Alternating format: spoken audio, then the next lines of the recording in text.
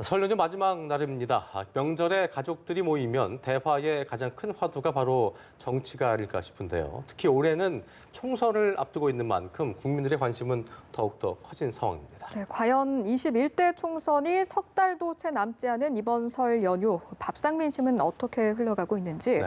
더불어민주당 김병욱 의원, 자유한국당 성일종 의원과 함께 이야기 나눠보도록 하겠습니다. 두 분 어서 오십시오. 네, 안녕하세요. 네, 새해 복 많이 받으십시오. 예.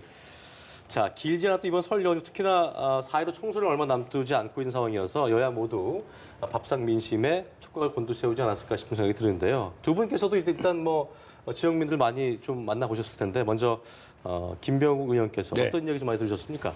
2020년 설날 밥상에서는 밥값 얘기가 많이 나왔습니다. 밥값 얘기요. 네. 예. 제발 밥값하는 정치 좀 해라. 네. 예, 정말 우리가 20대 국회에 출마했을 때도 예. 정말 들어가서 좀 제대로 일하고 개인과 당을 생각하기보다는 나라와 민족과 네. 미래를 생각해서 일을 좀 해달라 이런 부탁의 말을 듣고 국회에 들어왔는데요. 이제 거의 몇 달 안 남은 임기 얼마 안 남은 이즈음의 설에서 정말 주민들이 따갑게 그런 말씀을 하셨습니다. 네. 정말 그동안 밥값 제대로 했느냐. 네. 정말 저는 할 말이 없더라고요. 나름대로 열심히 노력을 해왔고 우리 성일종 의원님과 같은 상임위에서 네. 나름대로 좋은 법안도 통과시키려고 예. 타협과 양보도 해왔는데 네. 아직도 국민들이 바라보는 눈에 있어서는 우리 국회의원이 밥값을 제대로 못하고 있고 네. 아직도 나라와 국민보다는 당리당략과 짧은 안목으로 국회 활동을 하고 있지 않느냐 이런 그 따가운 비판을 받았다고 생각하고요. 예. 저도 내 나름대로 그런 것을 면하기 위해서 제 봉급의 50%도 기부도 하고 나름대로 열심히 하고 있는데 예. 아직은 국민들이 국회를 바라보는 시선은 네. 따갑고 그 시선이 저는 옳다고 생각합니다. 네. 국민들이 옳기 때문에 그래서 정말 국민들의 그런 시선에 맞춰서 더 반성하고 더 성찰하고 더 타협하고 양보하고 좀 더 겸손하고 낮은 자세로 남은 임기를 열심히 일해야 되겠다 그런 생각을 했습니다. 지역 예. 주민께 죄송한 마음이 좀 너무 크셨군요. 죄송합니다. 네. 그렇군요. 예. 더 열심히 하도록 하겠습니다. 알겠습니다. 예, 이른바 밥값을 하는 활동을 좀 많이 해달라는 그런 요청이었던 것 같고요. 그렇죠. 그렇습니다. 성일종 의원께서는 어떤 이야기를 좀 많이 들으셨습니까? 네, 국민 여러분께 설 명절 연휴 오늘까지니까 잘 보내시라는 말씀 드리고요. 예.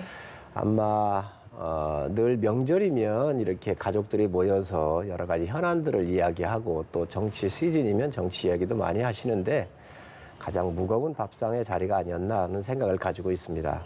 우선 문재인 정권의 무능과 폭정 그리고 좌파 독재에 대한 우려, 특히 설을 앞두고 자행했었던 살아있는 권력 수사에 대한 보복 인사로서 검찰에 대한 대학살 같은 끔찍한 일들이 일어났습니다. 특히 검찰 대학살 같은 경우는 전 세계적으로 없는 일입니다. 어느 나라에서도 없었습니다.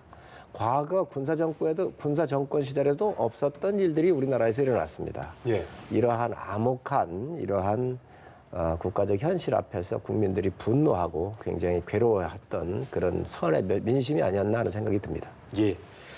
자, 설 연휴 마지막 날 더불어민주당이 설 민심 관련 기자 간담회를 열었습니다. 네, 조금 전 전국 각지를 돌며 청취한 명절 민심을 보고하고 총선 승리 전략 등을 발표했는데요. 직접 들어보시죠. 오늘까지 설 연휴가 계속됩니다.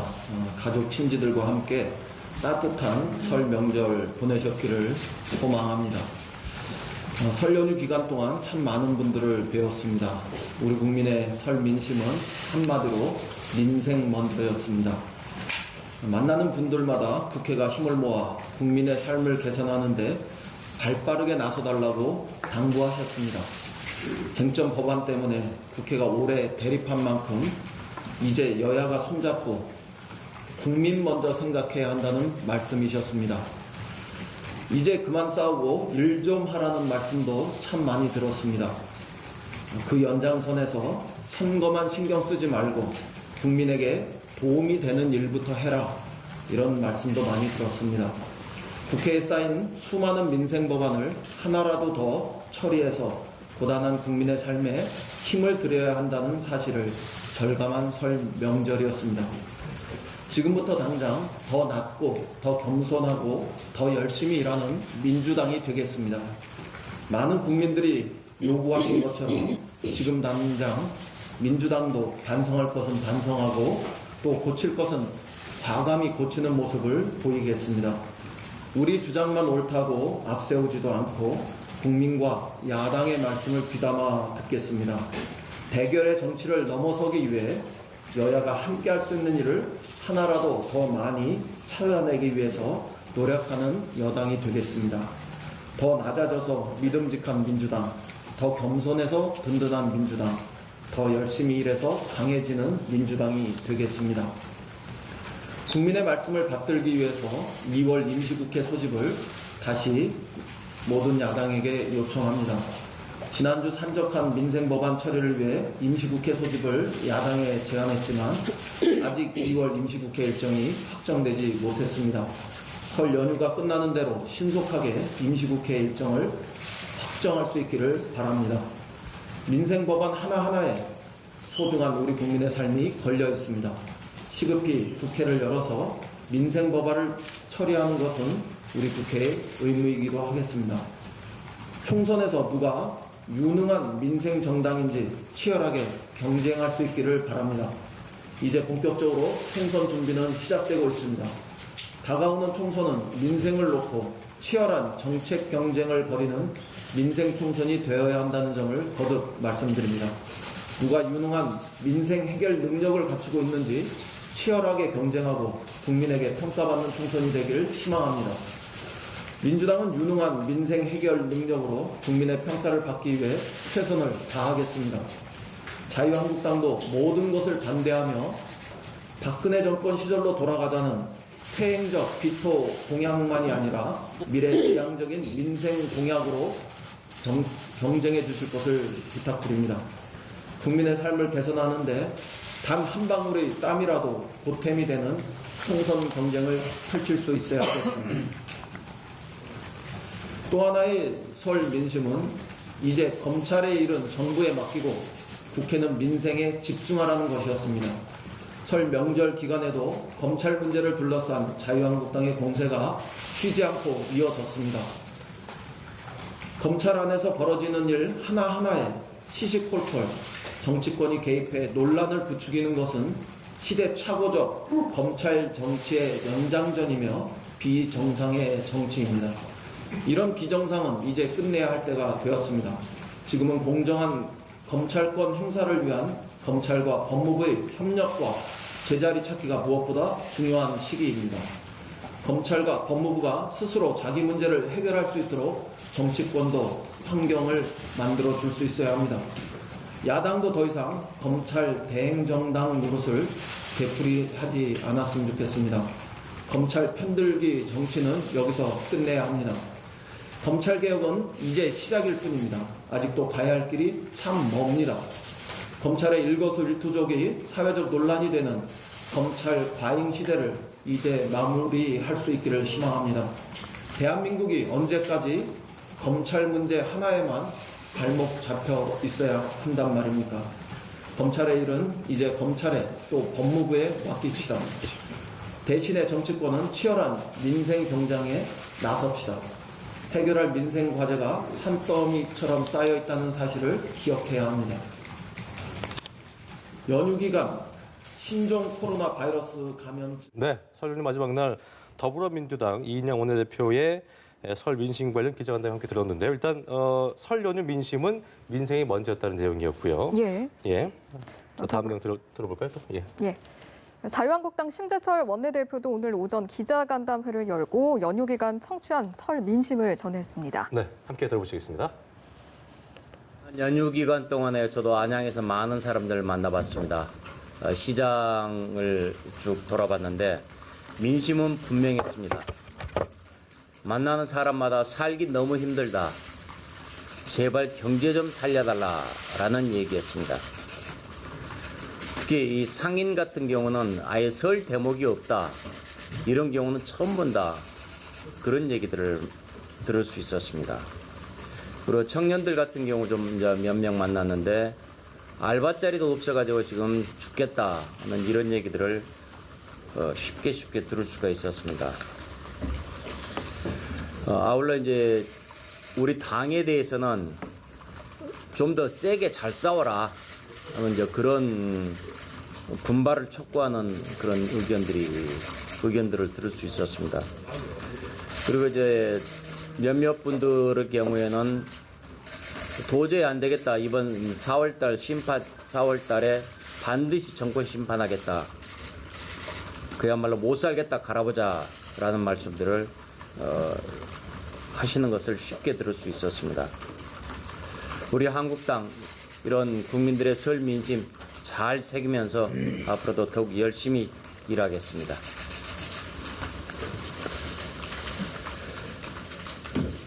연휴 전 지난 23일 청와대가 검찰 2차 대학살을 자행했습니다. 대통령은 이전에는 살아있는 권력에도 엄정히 수사하라라고 말했는데 이번 학살 인사를 보니까 살아있는 권력에 대한 수사는 꿈도 꾸지 마라라는 경고였습니다. 이 정권은 필수 보직 기간 1년이라는 검찰 인사규칙을 만들었지만 스스로 깼습니다.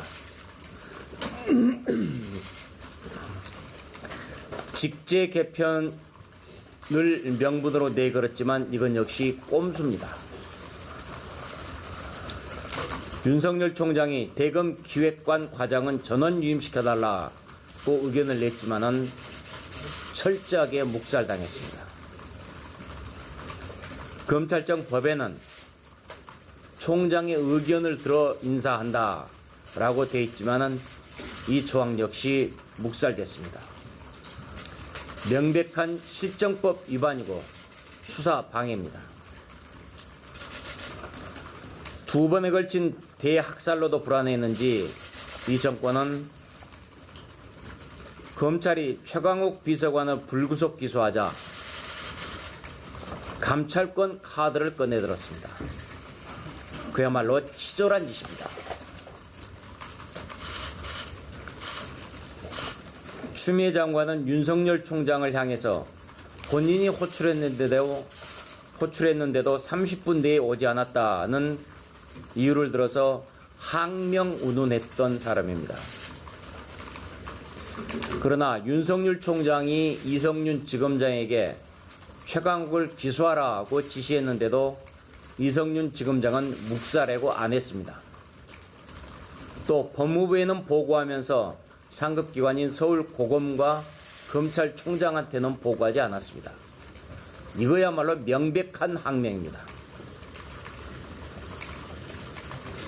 더욱 가관인 것은 최강욱 비서관이 자신에 대한 기소를 쿠데타 운운하면서 공수처를 거론하에 협박한 것입니다.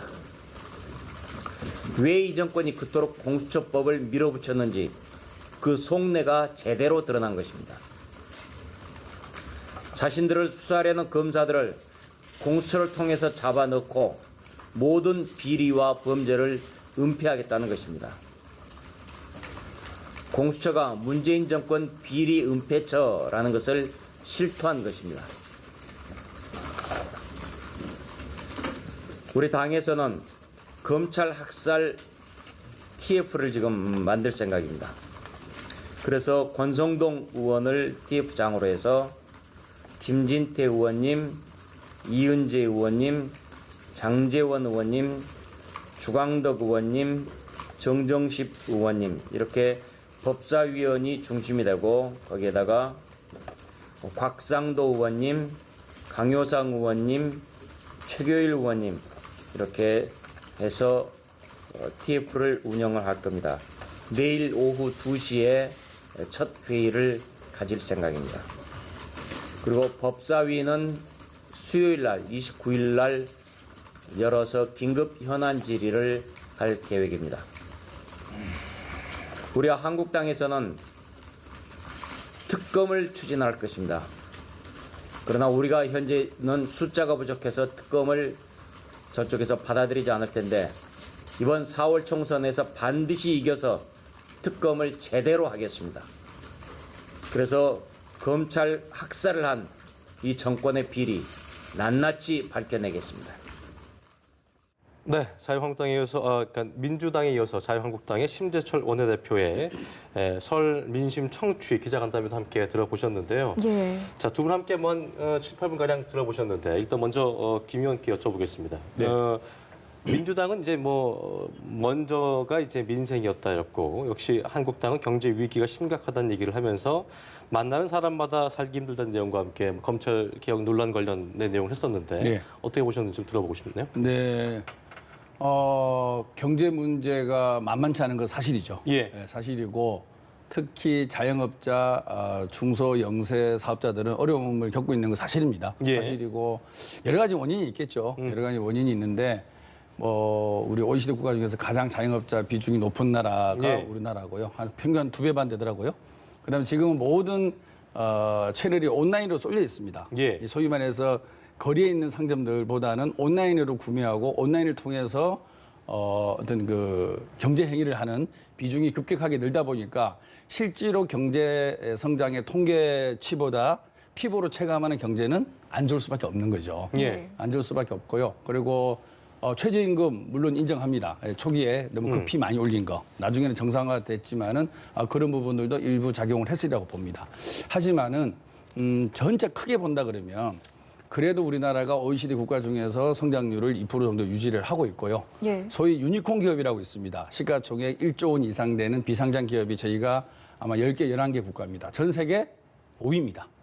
그 정도로 쿠팡이라든지 야놀자나 그다음에 우아한 형제들, 예. LMP 코스메틱스 등등 해서 예. 화장품, 게임, 유통 다양한 영역에서 세계 혁신 기업을 선두에 우리나라가 우뚝 서 있다라는 거. 예. 그다음에 저희가 3050 클럽이라 그래서 5천만 인구 이상의 1인당 국민수도 3만 불 이상의 저희 나라가 들어가 있고요. 예. 그다음에 아직도 일본보다 우리나라가 국제 신용도가 높습니다. 예.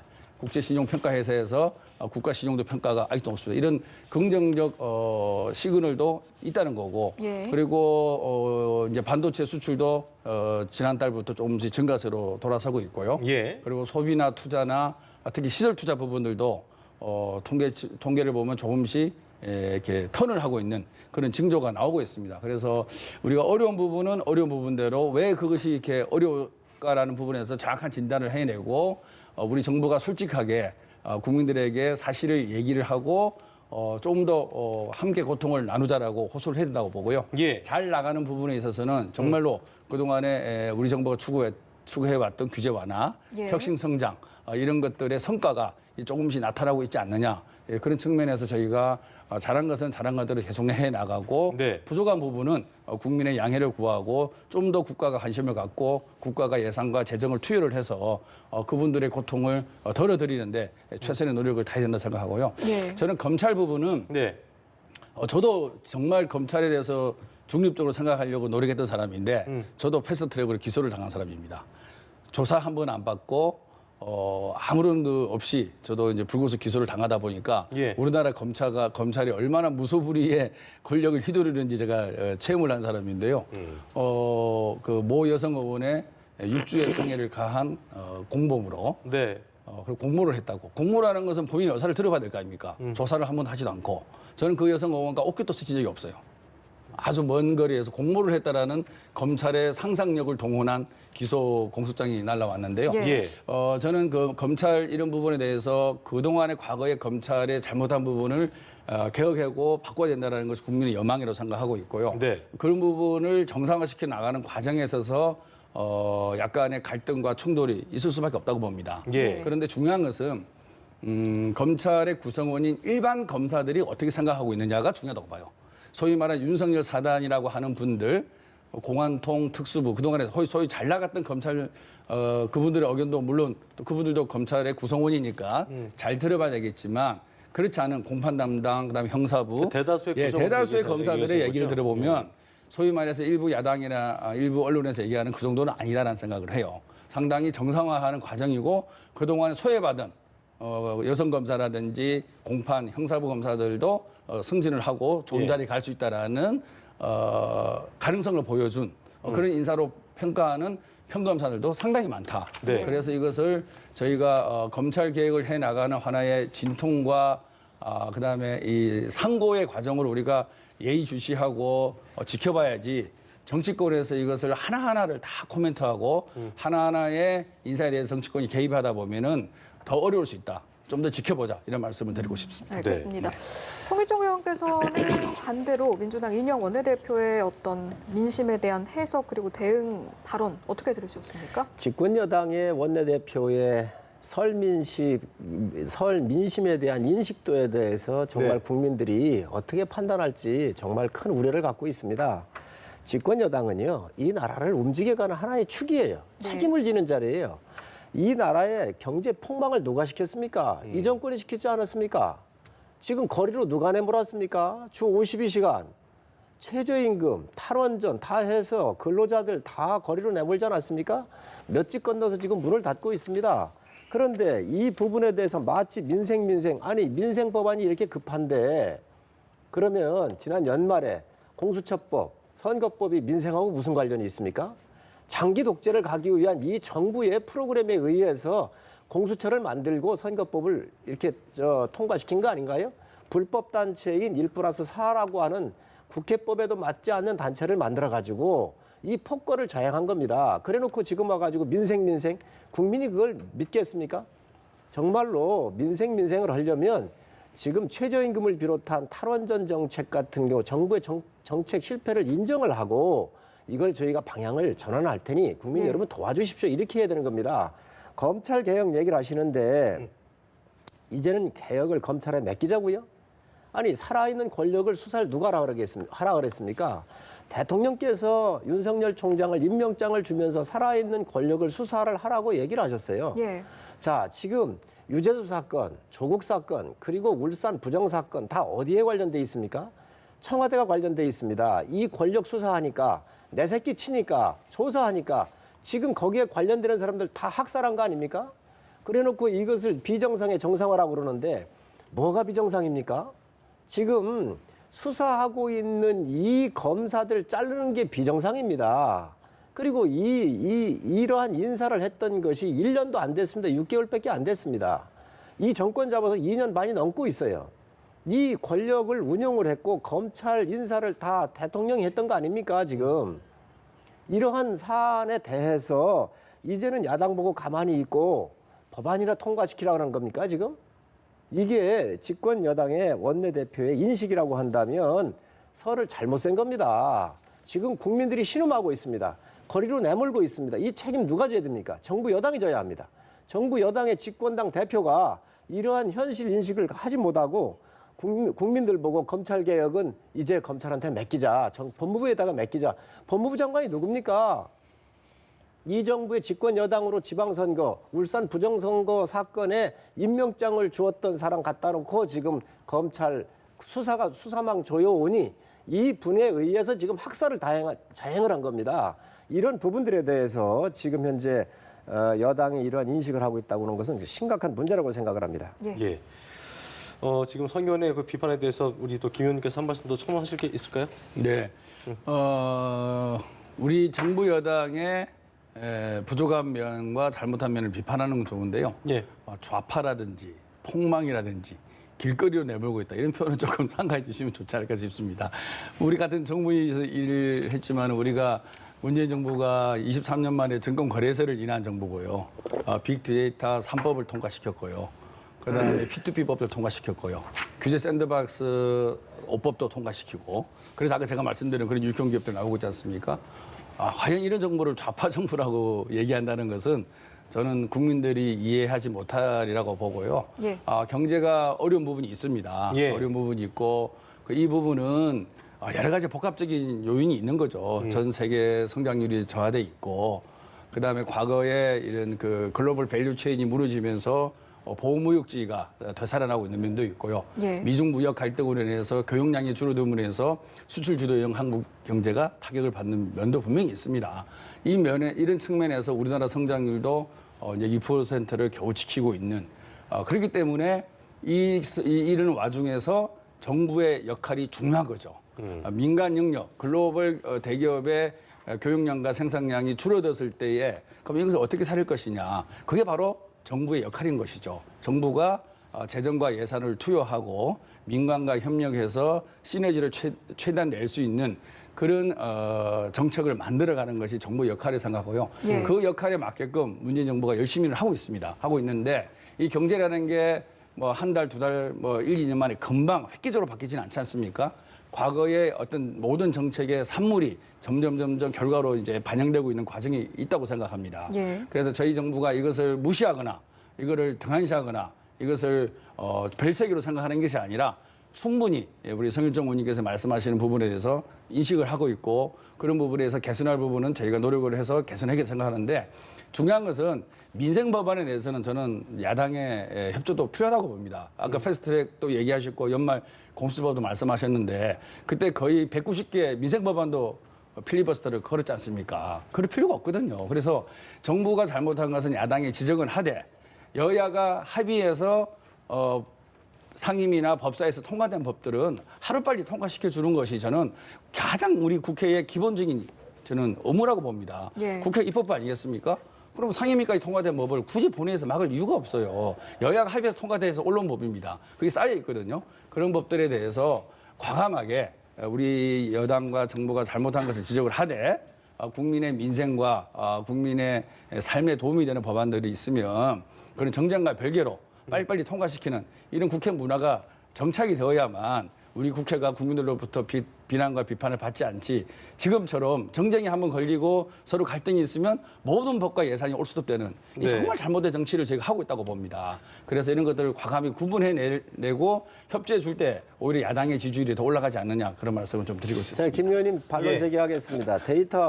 빅데이터, 샌드박스법, 인터넷 뱅킹 법 같은 거 여당이 반대한 겁니다. 김 의원님 이거 법안 내셨는데 우리 당이 해주려고 그랬는데 여당 내에서 내분이 일어났고 아니십니다. 여당 내에 있는 사람들이 인터넷 뱅킹할 때 얼마나 반대했습니까? 아닙니다.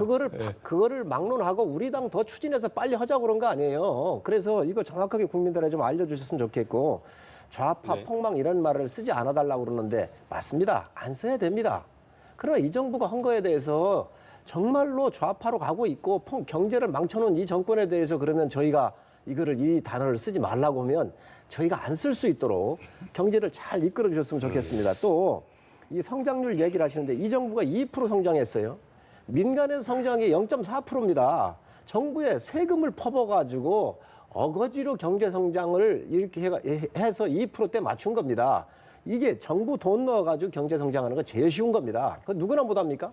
누구나 다 할 수 있습니다. 또 일본 같은 경우는요. 완전 고용이 돼 있어서 우리 젊은이들이 일본에 지금 일자리를 찾아가고 있습니다. 미국 3%대 성장하고 있습니다. 미국과 일본이 좋을 때 우리가 따라가지 않으면 안 된다는 말씀 제가 드리고 예. 또 이 필리버스터 얘기하는데 당시에 분명히 국민들께서 아셔야 합니다. 선거법을 처리를 미뤄주거나 올리지 않는다고 한다면 우리 필리 다 풀어가지고 민생법안 먼저 처리하자. 그러니 이 필리버스터 처리할 수 있도록 선거법을 저희가 요청했습니다. 처리하지 말아달라고. 예. 이거 아는 것이 여당입니다. 지금 이렇게 해놓고 지금 이것을 마치 야당한테 책임이 있는 것처럼 미루시는데 아주 심한 저희가 이 부분에 대해서 지적하시는 거는 굉장히 유감스럽게 생각을 합니다. 분명히 이 민생 그러고 나서 지금 이 집권 여당이 자꾸 민생 하고 있어요. 과연 이 정부가 민생 얘기할 수 있습니까? 민생 얘기할 수 있습니까? 예, 저희가 뒤에 예. 또 다뤄야 할 내용이 여러 가지가 있어서 많았어요. 민생에 예. 대한 내용은 이제 여기서 마무리를 좀 짓고요. 네. 이번 연휴에 또 이제 밥상의 화두로 많이 올랐을 것으로 예상이 되는 것이 이낙연 전 총리 그리고 황교안 대표가 종로에서 빅매치가 좀 성사가 될 것인가 예. 이것이었을 것 같은데 여기에 대한 두 분의 의견도 좀 궁금합니다. 어떻게 보시는지요? 물론 뭐 황교안 대표 본인의 일이고 또 한국당의 얘기인데 저희가 어떻게까지 언급하는 것이 좋을지는 모르겠는데요. 예. 저는 좀 자꾸 시간을 놓치고 있지 않느냐는 생각을 합니다. 벌써 얘기가 나온 지가 꽤 됐죠. 이낙연 총리님 종로 출마설 나온 지가 꽤 됐고 예. 그리고 언론에서도 상당히 계속적으로 관심을 갖고 있었고 그리고 또 자유한국당의 공관위 부위원장인가요? 이석연 전 경실련 사무총장도 한국당의 전략공천 제1호는 황교안 대표의 종로 출마다 이런 얘기를 한 것 같더라고요. 공개적으로요. 한 것 같고요. 그다음에 황교 대표는 공천에 손을 떼라 이런 얘기도 공관에서 공개를 한 것은 사실 빨리 결정을 내려달라라는 신호를 보낸 건데 예. 저는 황교안 대표가 어떻게 결론을 내든 빨리 응답을 하는 것이 소위 말해서 지도자로서의 면모를 보여주는 것이 아니냐. 예. 사실 정치라는 게 결단의 문제거든요. 그러면 이렇게까지 긴 시간의 논란의 중심에 서 있었는데 아직도 이렇다 결론을 내지 못하는 것은 예. 기싸움에서 조금 이기는 것이 아닌가. 예. 그런 조심스러운 말씀을 좀 드리고 싶고요. 어찌됐든 원하든 원하지 않든 종로가 상징적인 선거구가 돼버렸습니다. 예. 네. 이거는 이제 방법이 없다고 봐요.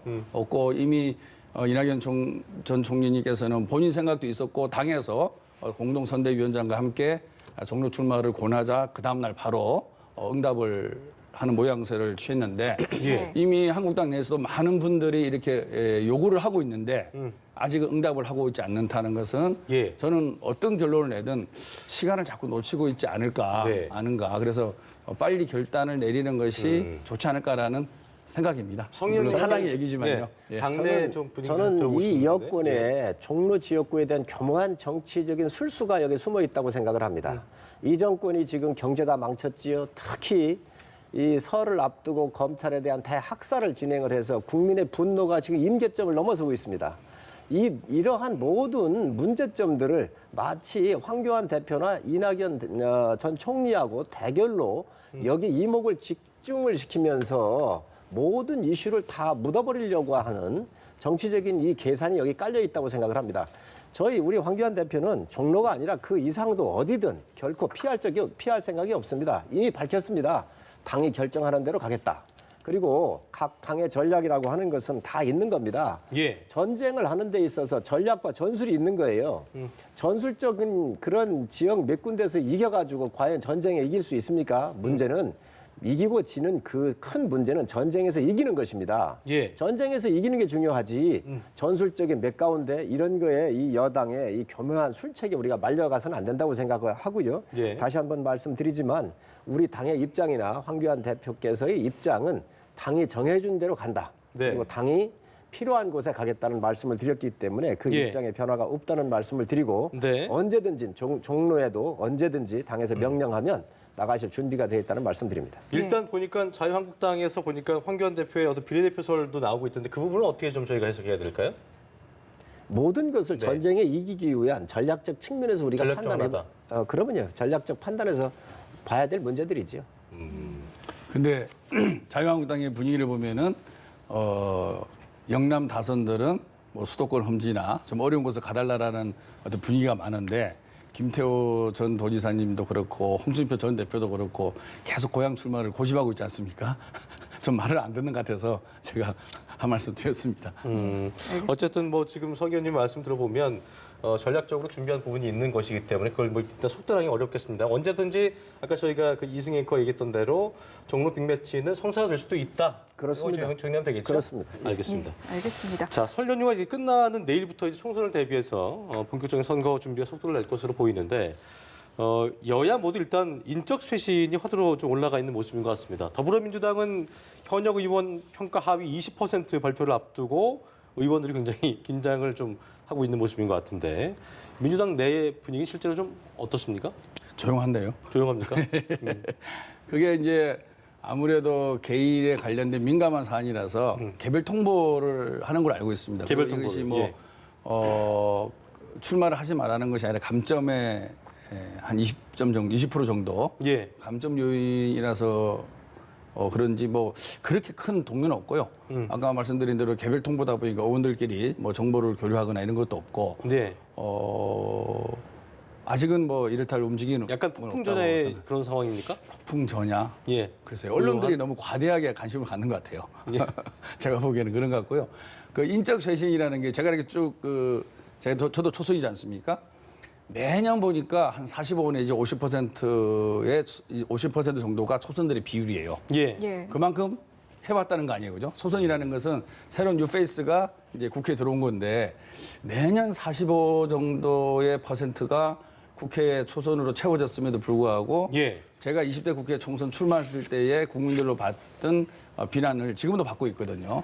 그래서 이것이 사람이 단순히 바뀌는 것만의 문제가 아니라 뭔가 우리가 이 정치 구조, 권력 구조, 그다음에 정당 내의 의사결정 구조, 그리고 당정청 간의 협의 구조, 그다음에 다른 야당과의 연정을 포함한 협치 문제 이런 것들이 복합적으로 이것이 해결돼야만이 대한민국의 정치가 발전을 하지 단순히 초선이 몇 %냐라는 식으로 초점을 옮겨간다 그러면 저는 그건 너무 협소한 예. 논의가 될 거라 생각하고요. 예. 지속적으로 우리가 인적 쇄신을 해 가야 되겠죠. 예. 그다음에 시대 정신을 누가 더 잘 반영을 한 그런 아젠다를 발굴해내고 그에 맞는 능력을 어느 정당이 갖고 있느냐 이런 것들을 체크해 나가야 되겠지만 예. 단순히 사람 바꾸는 것으로 인해서 정치는 바뀌지 않는다라는 게 제가 초선 국회의원 거의 4년 네. 해본 예. 자그마한 결론입니다. 어떤 지표상으로의 양적인 부분보다는 쇄신의 질이 중요하다. 질과 그런 구조. 말씀이신 거죠? 구조. 네, 정치 예. 구조, 그다음에 권력 구조,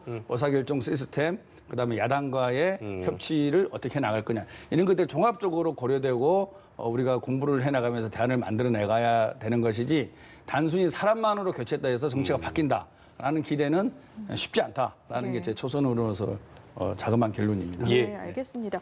민주당도 그렇지만 한국당도 현역 의원의 50%를 물갈이에 대해서 지금 예고를 한 상태인데 현역 의원 그리고 초선 의원으로서 이 부분은 좀 어떤 의견을 가지고 계신지도 궁금하네요. 네, 국민들의 요구를 담아내는 게 공천이거든요. 예. 정당에서는 아무리 쇄신을 하고 또 혁신을 하려고 그래도 결론적으로 사람 정리하는 것 이외에는 다른 대안이 없습니다. 또 예. 그게 사람 정리가 우선이다. 그렇습니다. 예. 또 선거의 공천에서밖에 못합니다. 기존 이 시스템이 그렇습니다. 예. 그래서 이번 저희 당에서 내놓은 것이 그 위선과 거짓으로 포장돼 있었던 이 공정과 정의에 대한 개념이 이런 가치가 다 무너졌잖아요. 그래서 저희 당이 내놓는 그 기준에서는 조국형